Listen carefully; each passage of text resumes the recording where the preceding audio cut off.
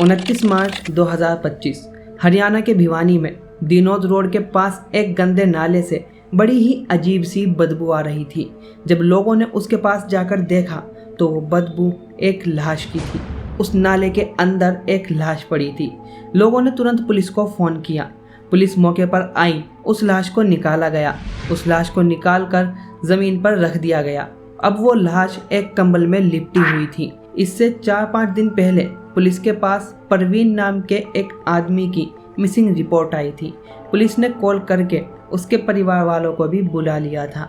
जैसे ही उस लाश से कंबल हटाया गया तो सबकी रूह कांप उठी। लाश बहुत बुरी हालत में थी। बॉडी को पहचान पाना बहुत मुश्किल था। बट जैसे ही परवीन के घर वालों ने परवीन की बॉडी को देखा तो उनके मुंह से सिर्फ एक ही शब्द निकला, परवीन। वही परवीन जो कुछ दिन पहले तक उनके साथ हंसता बोलता था, अब एक बेबस लाश बनकर पड़ा था। परवीन लगभग 35 साल का था और गुजरों की ढानी पुराने बस स्टैंड के पास रहता था। वो एक साधारण से परिवार से था। परवीन 25 मार्च 2025 को आखिरी बार अपने घर लौटा था। उसके बाद से वो कहीं पर भी दिखाई नहीं दिया। उसी दिन उसकी बीवी रवीना भी अपने मायके से अपनी ससुराल वापस आई थी।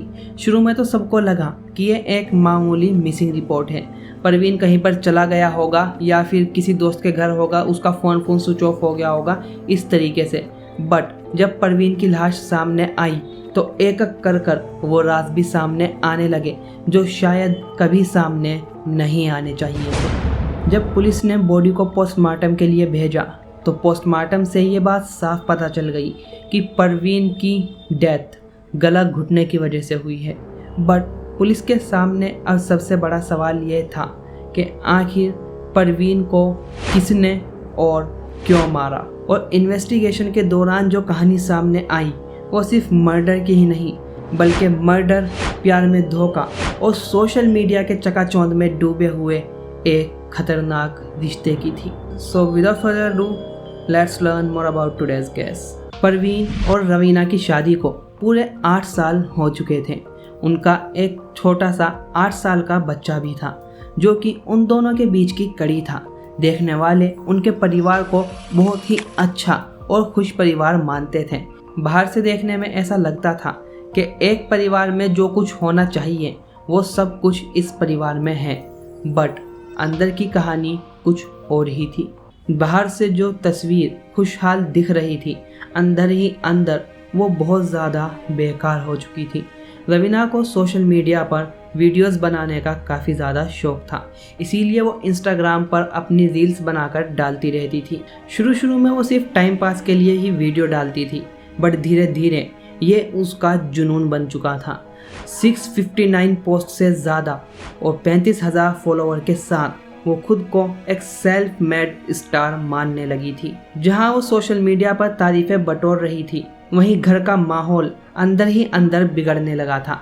परवीन एक साधारण सा आदमी था। वो चाहता था कि उसकी बीवी घर पर रहे, घर का काम करे और बच्चे को संभाले, अच्छी तरीके से उसकी परवरिश करे, उसकी पढ़ाई लिखाई पर ध्यान दे। बट रवीना उस रास्ते पर बिल्कुल भी नहीं थी। उसके ऊपर सोशल मीडिया का इतना ज़्यादा जुनून सवार हो चुका था कि परवीन और रवीना के बीच हर दूसरे तीसरे दिन किसी न किसी बात को लेकर झगड़ा होता रहता था। और इन सब के बीच जो उनका मेन टॉपिक होता था वो था रवीना का सोशल मीडिया। अब रवीना के लिए लाइक्स और फॉलोवर परिवार से ज़्यादा मायने रखने लगे थे। रवीना अब अक्सर घर से बाहर रहने लगी थी। कभी शूटिंग के बहाने तो कभी मायके चली जाती थी, कभी एक दिन के लिए तो कभी हफ्तों तक अपने मायके से वापस नहीं आती थी। परवीन की आंखों में अब सिर्फ सवाल थे, बट उनका जवाब उसके पास नहीं था। वो सिर्फ इतना जानता था कि जिस औरत को वो अपनी ज़िंदगी मानता है अब वो उससे दूर होती जा रही है। रवीना का फेम और सोशल मीडिया के लिए ये जुनून परवीन के लिए एक अभिशाप बनने वाला था। करीब 1.5 साल पहले रवीना की ज़िंदगी में एक नया चेहरा आया था और उस चेहरे का नाम था सुरेश। रवीना इंस्टाग्राम पर रील्स अपलोड करती थी, वहीं सुरेश एक लोकल यूट्यूबर था जो कि इंस्टाग्राम पर एक्टिव रहता था। सुरेश ने रवीना की वीडियो पर कमेंट किया और रवीना ने रिप्लाई और यहीं से दोनों की बातें होना शुरू हुई। कभी कमेंट्स के ज़रिए तो कभी डीएम पर लंबी लंबी बातें होने लगी। फिर एक दिन दोनों ने मिलकर एक वीडियो शूट करने का डिसाइड किया। रवीना के लिए ये सिर्फ एक नॉर्मल सा कोलैब था, बट शायद सुरेश के लिए कुछ और। अब और भी वीडियोस बनती गई, मुलाकातें बढ़ती गई। अब शूट सिर्फ एक बहाना बन चुका था एक दूसरे के साथ वक्त बिताने का। अब दोनों की फ़ोन पर घंटों घंटों बातें होती। रवीना अक्सर घर से बाहर रहती, कभी मायके में तो कभी शूट के बहाने बाहर रहती और सुरेश से मिलती रहती। दूसरी तरफ परवीन सब कुछ देख रहा था और सब समझ रहा था, मगर कुछ साबित नहीं कर पा रहा था। एक पति होने के नाते परवीन अपने आप को तसल्ली दे रहा था कि शायद ये सब कुछ उसका वहम है, सब कुछ ठीक हो जाएगा, शायद रवीना सुधर जाएगी। मगर रवीना की सोशल मीडिया से दोस्ती परवीन के लिए सबसे बड़ी दुश्मन बनने वाली थी। एक ऐसा रिश्ता जो धीरे धीरे भरोसे, रिश्ते और ज़िंदगी तीनों को निगल जाएगा। 25 मार्च 2025 की रात एक आम रात की तरह ही स्टार्ट हुई, बट किसे पता था कि ये रात एक ऐसी साजिश को लेकर आएगी जो एक मासूम से बच्चे से उसका पिता और एक पति से उसकी जान छीन लेगी। करीब 6 बजे रवीना अपने मायके से घर वापस लौटी। रवीना पिछले 4 दिनों से मायके में थी। कुछ देर बाद परवीन भी काम से वापस आ गया। हमेशा की तरह वो बहुत ज़्यादा थका हुआ था। जैसे ही वो कमरे में गया तो वहाँ पर उसने जो देखा उससे उसकी दुनिया ही बदल गई। अंदर कमरे में परवीन ने रवीना और सुरेश को एक साथ देखा। वो समझ ही नहीं पा रहा था कि आखिर रवीना ऐसा कैसे कर सकती है। अचानक वहाँ का माहौल गर्म हो गया। तीनों में बहसाबहसी शुरू हुई। रवीना को बहुत ज़्यादा गुस्सा आ रहा था। उसने अपने बेटे का हाथ पकड़ा और उसको दूसरे कमरे में ले जाकर बंद कर दिया। शायद वो नहीं चाहती थी कि उसका बेटा कुछ भी देखे, या फिर अब वो किसी भी वजह से रुकना नहीं चाहती थी। ये बहस बढ़ते बढ़ते काफ़ी ज़्यादा हो गई और कुछ देर बाद अचानक से सब कुछ शांत हो गया। अब घर में सिर्फ एक अजीब सी खामोशी रह गई, एक ऐसी खामोशी जो कि किसी तूफान के बाद आती है।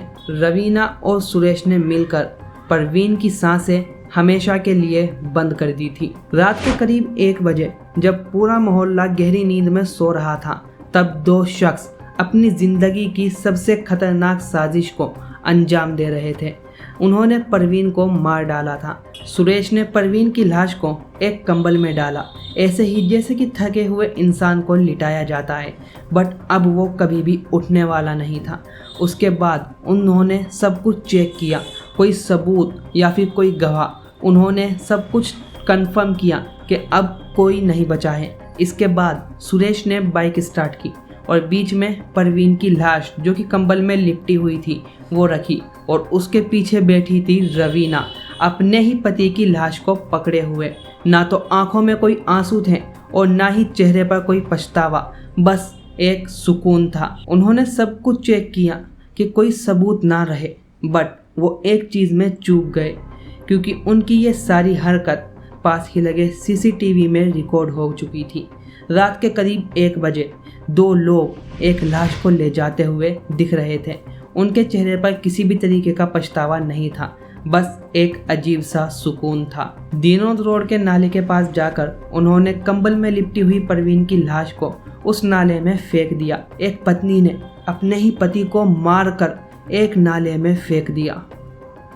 परवीन की लाश को नाले में फेंकने के बाद दोनों वहां से ऐसे गए जैसे कि कुछ हुआ ही ना हो, बिल्कुल नॉर्मल, एकदम कैजुअल, जैसे कुछ हुआ ही ना हो। अगली सुबह रवीना ने फिर वही मुखौटा पहन लिया, एक पत्नी का, जो कि अपने लापता पति को ढूंढ रही है। परिवार के सामने आंसू बहाने का नाटक करती रही, कभी बेटे को सीने से लगाती तो कभी पुलिस को कॉल करने की बात करती। उसकी ये सारी हरकतें एक शरीफ औरत की तरह पेश आ रही थी, जो कि अपने पति के लापता होने से बहुत ज़्यादा दुख में है, जो कि इंसानी आंखें नहीं देख पाई। वो सब कुछ सीसीटीवी फुटेज रवीना, सुरेश और परवीन का मोबाइल लोकेशन ने दिखा दिया था। अब एक एक करके सारी परतें खुलती चली गई। पुलिस के सवाल के सामने रवीना के जवाब के लिए अब शब्द कम पड़ने लगे, और जब पुलिस ने रवीना के ऊपर सख्ती बरती तो रवीना ने बताना स्टार्ट किया कि उस रात परवीन ने हमें देख लिया था।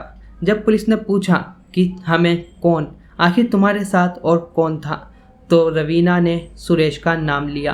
पुलिस फौरन सुरेश के पास पहुंची और उसको भी अरेस्ट कर लिया गया। फिर सुरेश ने सब कुछ बता दिया कि ये सब कुछ अचानक से नहीं हुआ, प्लान पहले से बन चुका था, बस सिर्फ एक बहाना चाहिए था और वो उस रात मिल गया। एक पति की हत्या, एक मासूम बेटे का टूटा हुआ घर और एक औरत का सोशल मीडिया से शुरू हुआ अंधा सफ़र अब सबके सामने था। रवीना को जो सोशल मीडिया पर लाइक्स और फॉलोअर्स और कमेंट्स मिल रहे थे, उसको लगता था कि वही उसकी असली पहचान है, बट उसको नहीं पता था कि ये पहचान उसको एक ऐसी जगह लेकर चली जाएगी जहाँ से वापस लौट पाना उसके लिए पॉसिबल नहीं है। उसने जो चुना उसकी कीमत बहुत बड़ी थी, एक इंसान की ज़िंदगी, एक मासूम की मुस्कान और खुद के नाम के साथ एक ऐसा कलंक जो कि शायद अब कभी नहीं मिट पाएगा। क्या हम वाकई में लाइक्स, कमेंट्स और सब्सक्राइबर्स के लिए सब कुछ लुटाने के लिए तैयार हो गए हैं? क्या लाइक्स और कमेंट्स रिश्तों से भी ज़्यादा मजबूत हो चुके हैं? So this was the case of Raveena and I hope you all are well and good. बस सेफ रहिए और अपने साथ साथ अपनी फैमिली का भी ख्याल रखिए। मिलते हैं नेक्स्ट वीडियो में।